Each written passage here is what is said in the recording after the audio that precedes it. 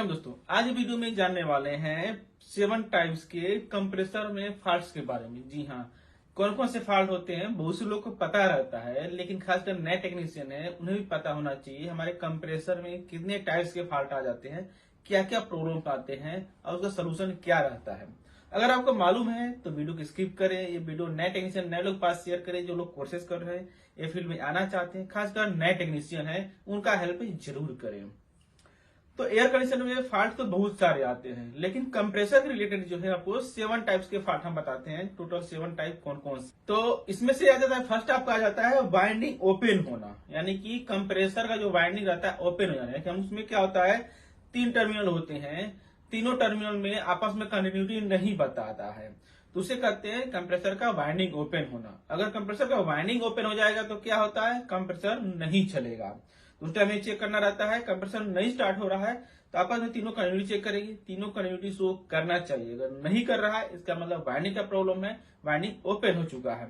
इसके ओपन होने के 2 टाइम्स हो सकते रहेगा, या तो आपका वाइंडिंग शॉर्ट हो गया है, जल गया है, या फिर हो सकता रहेगा कंप्रेसर ओवर हीट हो गया है। ओवर हीट होने की वजह से उसके अंदर जो इंटरनली थर्मोस्टेट लगा रहता है, थर्मल फ्यूज लगा रहता है, वो जो है ट्रिप हो गया है हाई टेम्परेचर की वजह से। तो रीसेट होगा 1-2 घंटे में, फिर वो कंटिन्यूटी शो करता है। अगर वाइंडिंग खराब रहेगा तो कंटिन्यूटी कभी भी आपका शो नहीं करेगा। ये चीज हो गया है, हम चेक करेंगे कंप्रेसर का वाइंडिंग ओपन फर्स्ट हो जाता है। उसके बाद हो जाता है वाइंडिंग का शॉर्ट होना। वाइंडिंग कई बार देखते हैं कंप्रेसर का शॉर्ट होना, यानी कंप्रेसर का वाइंडिंग शॉर्ट हो जाता है। कंप्रेसर का वाइंडिंग शॉर्ट होना, इसमें क्या होता है आपका कंप्रेसर जैसे कि एसी स्टार्ट करते हैं, कंप्रेसर पावर जाता है, ट्रिप हो जाता है। एमसीबी ब्रेकर कुछ भी है ट्रिप हो जाता है, तो एमसीबी का वाइंडिंग जो रहता है शॉर्ट हो जाता है। कैसे वाइंडिंग शॉर्ट होता है प्लस साथ में आपका वाइंडिंग ग्राउंड हो जाता है। कई बार बोलते हैं ना कंप्रेसर ग्राउंड हो गया है, यानी कि वो टाइम होता है कंप्रेसर शॉर्ट हो जाता है। तो उसे हम बॉडी से रजिस्टर चेक करेंगे, कंप्रेसर का तीनों टर्मिनल हम चेक करेंगे साथ में, उसका हम बॉडी से चेक करेंगे, रजिस्टर चेक करेंगे तो बॉडी से शो करेगा अगर कंप्रेसर शॉर्ट रहेगा तो।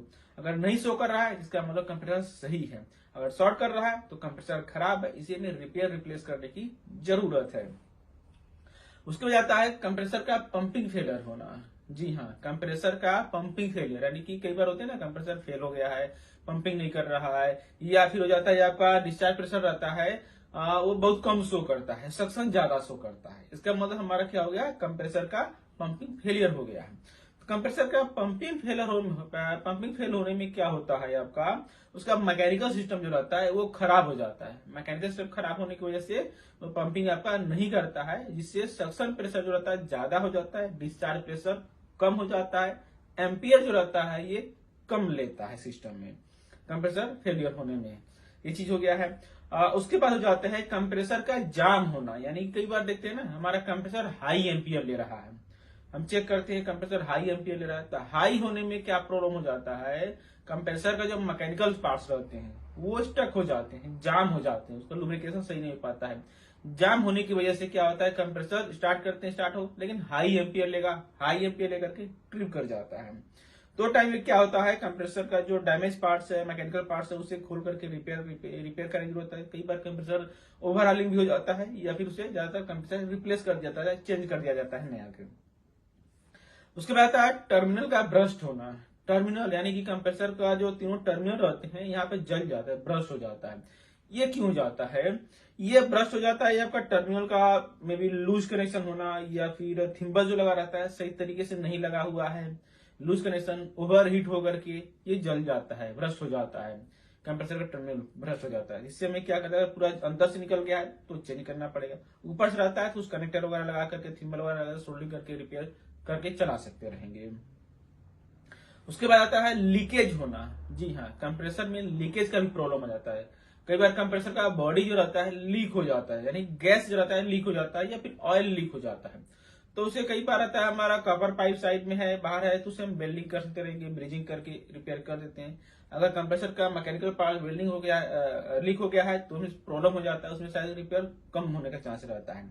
कई बार रिपेयर भी होता है लेकिन ज्यादा से कम ही चांस रहता है, उसे रिप्लेस ही कर दिया जाता है कंप्रेसर का बॉडी होने के बाद में, बॉडी लीक होने के बाद। उसके बाद आता है अब नॉर्मल साउंड होना, यानी कि कंप्रेसर बहुत ज्यादा आवाज कर रहा है। कई बार होता है कंप्रेसर में देखिए ना बहुत ज्यादा आवाज कर रहा है, साउंड कर रहा है, वो टाइम में भी हमारा कंप्रेसर खराब हो जाता है, जिसकी वजह से बहुत ज्यादा साउंड कर रहा है तो हम उसे यूज नहीं कर पाएंगे, करेंगे भी तो कब खराब हो जाए कुछ भरोसा नहीं। तो टाइम में भी में क्या होता है, कंप्रेसर को ओवरहालिंग करने की जरूरत रहेगा, या फिर कंप्रेसर को खोल के रिपेयर करने की चेंज रहेगा, या फिर रिप्लेस करते हैं, चेंज करते हैं। तो ये जो हमने बताया 7 टाइप्स के जो है कंप्रेसर में प्रॉब्लम आते हैं, फॉल्ट होते हैं, और इसका सोल्यूशन हो सकता रहेगा इस तरह से। तो आशा करता हूं जरूर कुछ इन्फॉर्मेशन मिला है। इसी तरह से और जानकारी के लिए जुड़े रहें, चैनल सब्सक्राइब करें। आज आपका दिन शुभ हो। Thank you for watching.